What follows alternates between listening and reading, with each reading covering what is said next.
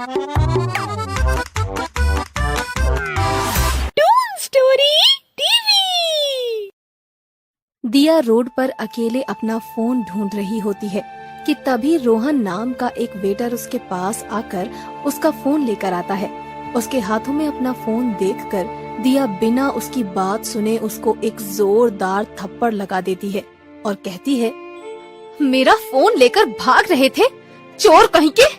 नहीं मैडम, आपको कोई गलत फहमी हुई है। मैं तो बस। चुप करो, मैं तुम गरीब लोगों की हरकतों को बहुत अच्छी तरह से जानती हूँ। किसी अमीर इंसान का सामान देखा नहीं कि उसको चुरा लेते हो। पर मैडम, मेरी बात तो सुनिए, मैं तो यहाँ।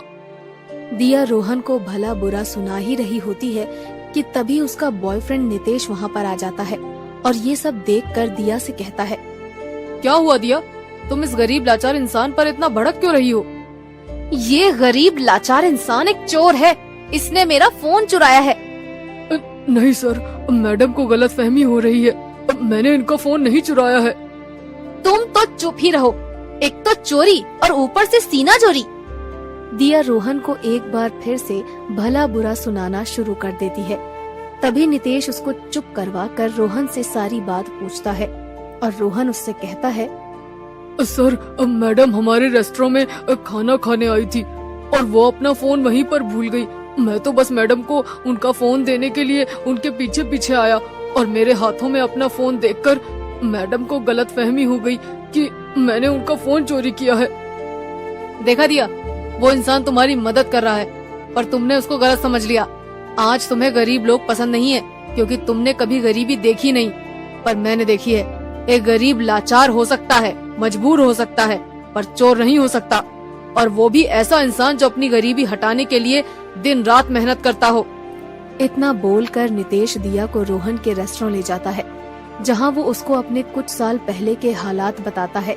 एक दिन जब नितेश अपने कॉलेज के एग्जाम देकर घर आता है जहां उसकी माँ नंदिनी अपने घर के बाहर बैठकर रो रही होती है और नितेश अपनी माँ के पास जाकर उससे कहता है, माँ, क्या हुआ, आप यहाँ घर के बाहर क्यों बैठी हैं? बेटा, मैंने तेरी पढ़ाई के लिए जो कर्ज लिया था वो समय पर नहीं चुका पाई, इसीलिए हमसे हमारा घर छीन गया है।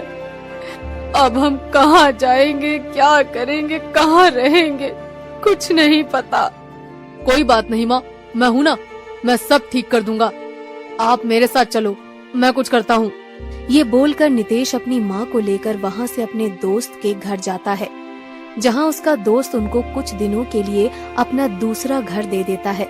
जिसके बाद नितेश एक छोटे से शॉप पर काम करने लगता है और एक दिन कुछ पैसों की मदद के लिए वो अपनी ताई कमलेश के घर फोन करके अपनी ताई से कहता है, ताई जी, मुझे कुछ पैसों की जरूरत थी, आप अगर दे देती तो। अभी तो मैं नहीं दे पाऊंगी, अब तुझे तो पता है ना बेटा कि खर्च कितने होते हैं। वो तो है ताई, पर कुछ पैसों की मदद कर देते तो मैं बहुत जल्द आपको लौटा दूंगा। हाँ बेटा, क्या बोल रहा है तू? अरे तेरी आवाज साफ नहीं आ रही। हेलो हेलो हेलो, आवाज ही नहीं आ रही है। कमलेश बहाने मारकर उसका फोन काट देती है और उसका नंबर ब्लॉक कर देती है। जिसके बाद नितेश बार बार कमलेश को फोन करने की कोशिश करता है पर कमलेश का नंबर नहीं लगता और न ही उसको अपनी ताई से कोई भी हेल्प मिल पाती है, जिस वजह से नितेश अपने कॉलेज की फीस जमा नहीं कर पाता और कॉलेज जाना बंद कर देता है। ऐसे ही एक दिन नितेश की शॉप पर उसकी टीचर आती है और उसको शॉप पर काम करता देखकर नितेश को साइड में बुलाकर उससे कहती है, तुम्हें पता है, तुमने इस बार भी कॉलेज में टॉप किया है।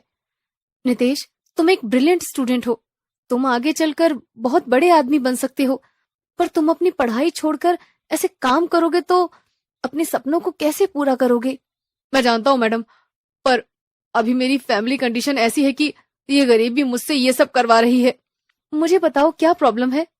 अपनी टीचर के फोर्स करने पर नितेश उसे सारी बात बता देता है, जिसके बाद उसकी टीचर उससे कहती है, तुम एक बहुत अच्छे स्टूडेंट हो और मैं नहीं चाहती कि तुम इस गरीबी की वजह से अपने सपने को पीछे छोड़ दो। मैं तुम्हारी फीस भर दूंगी, तुम अपनी पढ़ाई कंटिन्यू करो। पर मैडम, मैं आपसे पैसे कैसे ले सकता हूँ? उधार के तौर पर ले लो, जब कुछ कर लोगे तो चुका देना। और घर चलाने के लिए तुम कॉलेज के साथ साथ पार्ट टाइम जॉब भी कर लो। अपनी टीचर की हेल्प से नितेश अपनी आगे की पढ़ाई पूरी करता है, साथ ही साथ पार्ट टाइम जॉब करके अपना घर भी चलाता है। और कुछ महीनों बाद अपनी पढ़ाई पूरी करके वो एक गवर्नमेंट एम्प्लॉय हो जाता है, जिसके बाद धीरे धीरे करके वो अपने सारे कर्जे खत्म कर देता है और साथ ही अपनी माँ को एक बहुत बड़ा घर गिफ्ट करता है, जिसे देखकर नंदिनी उससे बोलती है, ये होती है गरीबी। जब हम गरीब थे तब हमारे सर पर छत तक नहीं थी, ना ही 2 वक्त का खाना। तब हमसे हमारा घर तक छिन चुका था, पर आज हमारे पास सब कुछ है। हाँ माँ, और आज से हम इसी घर में रहेंगे। नहीं बेटा, मुझे मेरे उस पुराने घर में ही रहना है, जहाँ तेरे पापा की यादें हैं, जहाँ तेरा बचपन गुजरा है। जिसके बाद नितेश अपनी माँ को लेकर वहां से अपने पुराने घर में चला जाता है। अपनी ये कहानी सुनाकर नितेश दिया से कहता है, तुम्हें नहीं पता कि गरीबी क्या होती है। शायद आज मैं अमीर हूँ इसलिए तुम मेरे साथ हो सकता है कल को मैं अमीर ना रहूं, तब क्या करोगी? मुझे गरीब बोलकर मेरा साथ छोड़कर चली जाओगी? नितेश की बातें सुनकर दिया को अपनी गलती का एहसास होता है और वो माफी मांगकर उससे कहती है, ऐसा मत बोलो नितेश, मुझे समझ आ गया है कि मैंने जो किया वो गलत था।